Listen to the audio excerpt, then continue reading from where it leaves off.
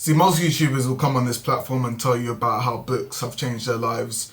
Books are cool and all, but I mean, come on, they're not as cool as video games, let's be honest. Hey guys, welcome back to my channel. Josiah here with another video. Last video I spoke about how The Sims changed my life. If you haven't seen that video, make sure to watch it after this one. But today we're talking about a similar game in some respects, but a completely different one as well, which is, of course, Animal Crossing. New Horizons in particular. I've talked about Animal Crossing on my channel before, briefly. In my What's in My Bag video, I talked about having this Switch on me all the time. So I had played previous Animal Crossing games in the past, but I had never played like I had played Animal Crossing New Horizons. That was a different level of played. That was more like just living in a different environment. Yeah, I think it's my most, let's not say think. I can actually tell you now, the amount of hours I've put into this game, I've played for 390 hours or more. Thankfully, I have reached my 5-star goal. So what is the whole premise of the game? Basically, you get thrown onto this barren island, there's nothing there, and Tom Nook comes up to you and says, hey, build up this town, make it look pretty, and yeah, you'll get rewarded for it basically, and you can live happily ever after here with other cute little animals. And you're like, yeah, that sounds like a great idea. So you do that. It's a lot of hard work at first, you know, you have to put up a lot of weeds, you have to hit rocks for God knows how long, and end up basically slowly building up a society where everyone can live and enjoy, into a place where the economy can flourish and everyone gets along. Now, the game doesn't really have a clear story, but there is a journey that a lot of players like myself will follow, and that is to end up having your island rated as 5 stars. Now, getting from 1 to 2 to 3 stars is fairly easy, but getting from 4 to 5, that's where things start to pick up a lot more, and more effort is required from you to make sure that your town island looks a lot better and is able to get those extra 2 brownie points essentially. So that's the journey that I was working towards, to be able to get the 5-star town. And one day I was sitting on my toilet, booted up Animal Crossing, went to go and talk to Isabella, and she said, yo, you got that 5-star town, baby. And I was ecstatic. That was great. That was it. And that was it. It was done. So after hearing about getting the 5-star town, I'd realized that my goal with the whole game was basically finished, and anything that I did after that was purely just for fun basis, but there wasn't anything that I was working towards at that point. I started to wonder, okay, this is cool, but what else is there to do now? I've got to my goal, and all I can do really is wait for new DLC to be announced and then play that for a little while and then go back to doing something else in my life and not playing this game anymore. Now, like I said, I had put many hours into the game already, but what I'd come to realize is achieving my goal of having the 5-star town did not compare to all of the hours of fun that I had playing the game whilst being on the journey towards that goal. That goal being achieved was kind of like a, oh, well, this was all worth it. I've got this, but it failed to meet the expectations of what I was working towards.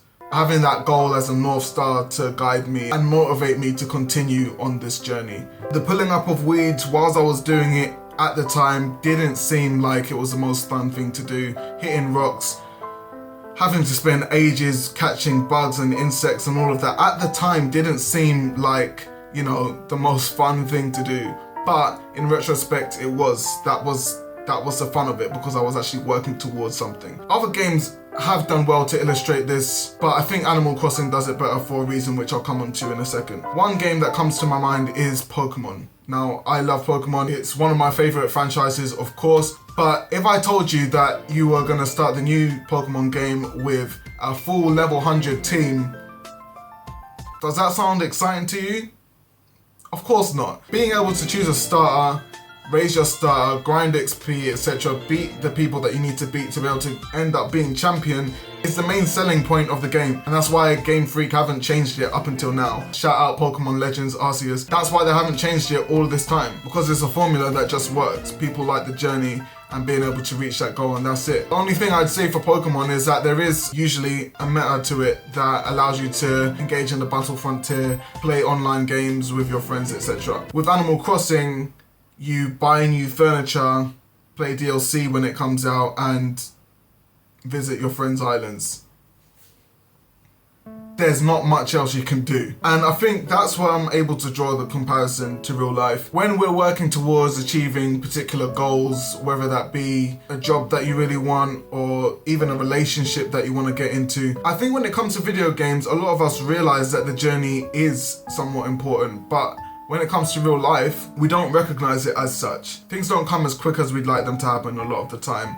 And so we end up saying, I just want to fast forward and get to that moment in time where I'm CEO, where I'm in a great relationship with someone, etc. But the problem with that is that we're not living in the moment and appreciating each step by step that we take to work towards that goal. Me, myself, I'm very guilty of this. I experience this all the time with loads of things. For example, this YouTube channel even. A lot of the time I think, oh damn, why can't I just have my 100,000 subscribers now or whatever? But working towards that goal and creating content like this is all part of the journey, and it's important to be able to live in this moment where you are now and keep enjoying it, because you'll look back and say, wow, I wish I cherished that a lot more, because, you know, now it doesn't matter what I do, I'm gonna be fine either way, sort of thing. For example, I'm sure we can all remember when we were children and wanted to grow up really quick. Now looking back on it, I wish I did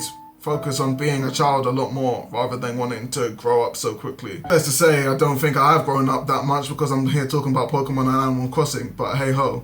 So yeah, the main takeaway from this is just enjoy the journey that you're on. That doesn't mean disregard the goal that you're working towards, of course, always have that at the forefront of your mind, but realize that you're gonna get to that goal at some point. And in the meantime, you need to cherish those moments and every step that you take towards that goal. And once you're there, you can look back and say, oh, those were a good few steps that I took. I learned a lot along the way. If you enjoyed this video, guys, make sure to give me a like, and if you're looking forward to more content like this, subscribe for more content. And that's it, guys. Just enjoy the journey.